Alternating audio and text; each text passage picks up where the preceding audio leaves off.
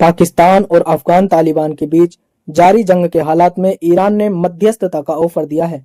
इस बीच ईरान के विदेश मंत्री अब्बास अराक्ची ने सोशल मीडिया एक्स पर कहा है कि रमजान के मुबारक महीने में जो इस्लामी दुनिया में भाईचारे और एकता को मजबूत करने का महीना है, यह उचित है कि अफगानिस्तान और पाकिस्तान अपने मौजूदा मतभेदों को अच्छे पड़ोसी होने की भावना और बातचीत के जरिए संभाले और हल करें। ईरान की इस्लामी गणराज्य दोनों देशों के बीच बातचीत को आसान बनाने और समझ व सहयोग बढ़ाने में हर तरह की मदद के लिए तैयार है। यानी उनका कहना है कि पाकिस्तान और अफगानिस्तान को अच्छे पड़ोसी की तरह मामले का हल बातचीत के जरिए निकालना चाहिए। वहीं संयुक्त राष्ट्र के महासचिव एंटोनियो गुटेरेस और मानवाधिकार प्रमुख वोल्कर तुर्क ने पाकिस्तान और अफगानिस्तान के बीच जारी तनावपूर्ण स्थिति और झड़पों पर प्रतिक्रिया दी है। संयुक्त राष्ट्र के महासचिव एंटोनियो गुटेरेस ने दोनों देशों से अंतर्राष्ट्रीय कानून, विशेष रूप से अंतर्राष्ट्रीय मानवाधिकार कानून के तहत अपने दायित्वों का सख्ती से पालन करने का आग्रह किया है। दूसरी ओर मानवाधिकार प्रमुख वोल्कर तुर्क ने सीमा संघर्ष और घातक हवाई हमलों के बाद समस्याओं के समाधान के लिए अफगानिस्तान और पाकिस्तान में आपसी बातचीत की अपील की है।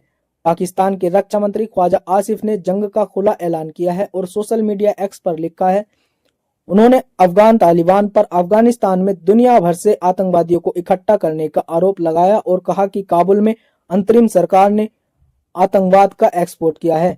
अफगानिस्तान में तालिबान सरकार के प्रवक्ता जबीहुल्लाह मुजाहिद ने पुष्टि की है कि पाकिस्तान ने राजधानी काबुल, पख्तिका और कंधार में कुछ स्थान पर बमबारी की है।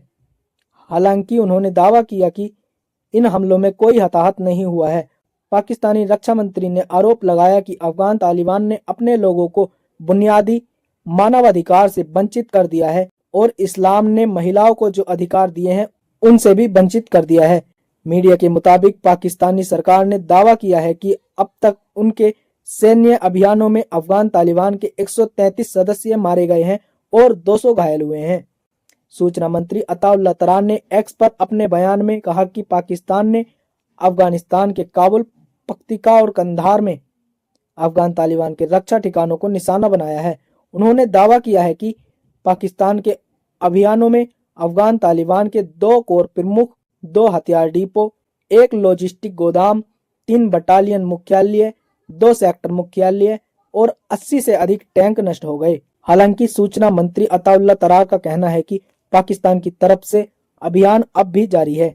समाचार एजेंसी AFP न्यूज टीम के मुताबिक सुबह सुबह अफगानिस्तान की राजधानी काबुल में जोरदार धमाके की आवाजें आईं। उन्होंने बताया कि रात करीब 1:50 पर पूरे शहर में लड़ाकू विमान की आवाज के साथ धमाकों की आवाज सुनाई जा रही थी और बताया कि सेंट्रल काबुल में सुबह करीब 2:30 बजे तक गोलियों की आवाज सुनी गई। काबुल और कंधार पर हमले पाकिस्तान और अफगानिस्तान के बीच बीते कुछ समय से चली आ रही झड़पों की सीरीज में सबसे नए हैं, जबकि दोनों देश अक्टूबर 2025 में एक सीजफायर पर सहमत हुए थे। 22 फरवरी को पाकिस्तान ने अफगानिस्तान पर रात भर कई एयर स्ट्राइक किए, जिसमें तालिबान ने कहा कि महिलाओं और बच्चों समेत कम से कम 18 लोग मारे गए हैं। पाकिस्तान ने कहा था कि हमलों में पाकिस्तान अफगानिस्तान बॉर्डर के पास 7 कथित मिलिटेंट कैंप और ठिकानों को टारगेट किया गया था और कहा कि ये हमले पाकिस्तान में हाल ही में हुए आत्मघाती बल हमलों के बाद किए गए थे।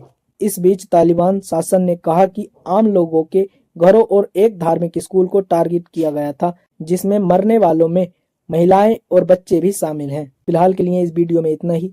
वीडियो पसंद आए तो लाइक, कमेंट करें और हमारे चैनल को सब्सक्राइब करना ना भूलें। धन्यवाद।